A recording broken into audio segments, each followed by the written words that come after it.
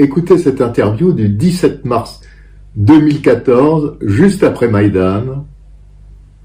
C'est sur BFM Business. Ça va nous donner d'autres perspectives sur ce qui se passe actuellement.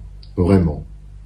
Bon, allons-y justement, les crises russes, la Crimée, qu'est-ce que vous voulez dire sur le fait que... L'Ukraine en particulier, on est en train de rentrer dans une espèce de guerre froide extrêmement dangereuse, avec une escalade permanente de l'Europe, des États-Unis et de la Russie, qui peut avoir des conséquences dévastatrices au niveau financier. On peut voir qu'on est dans une poudrière et qu'on est en train de se balader tranquillement dans une retraite au flambeau. Quelles sont les conséquences dévastatrices au niveau financier que vous redoutez au travers de ce qui se passe en Ukraine et donc avec la Crimée au milieu et la Russie? Il y a de plus en plus de sanctions. La Russie a de grosses réserves, la Chine a de grosses réserves.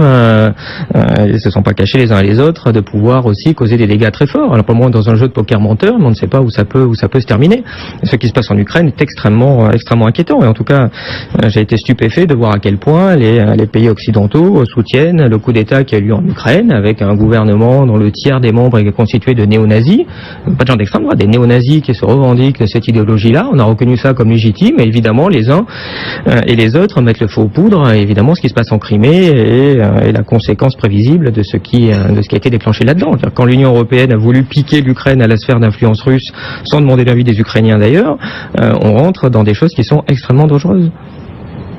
Quel est le degré de risque effectivement économique que vous imaginez au travers de ce qui se passe en Crimée, des menaces de sanctions économiques proférées par Barack Obama directement au téléphone avec Vladimir Poutine? Alors on a toujours dit que sans doute la Russie serait peut-être dans un très court terme la première victime économique d'éventuelles sanctions, d'éventuels phénomènes d'embargo, mais automatiquement on peut se demander si l'Europe derrière n'est pas en ligne de mire. Alors comment réagissez-vous à ces menaces qui sont mises en avant par Olivier Berruyer, sans qu'il nous donne forcément par le menu exactement ce qui se passerait, mais enfin bon.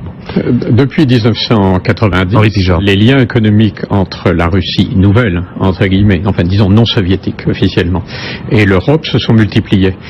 Si vous prenez le cas de l'Allemagne, il y a des liens économiques très forts, pas seulement en matière d'énergie, mais même en matière industrielle, entre l'Allemagne et la Russie. C'est vrai pratiquement pour tous les pays d'Europe. Alors ça, on ne s'en soucie pas. Donc on raisonne comme si la Russie était toujours le pays quasiment fermé qu'elle a été pendant longtemps, qui avait besoin de notre aide, etc. Il est trop tôt pour dire que la Russie a absolument plus besoin de l'Europe que l'Europe n'a besoin de la Russie, mais ce qui est certain, c'est qu'elles ont partie liée.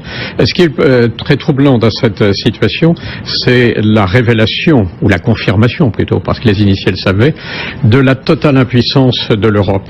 L'Europe non seulement est incapable d'agir, mais elle a été incapable d'analyser. Olivier Berruyer a raison.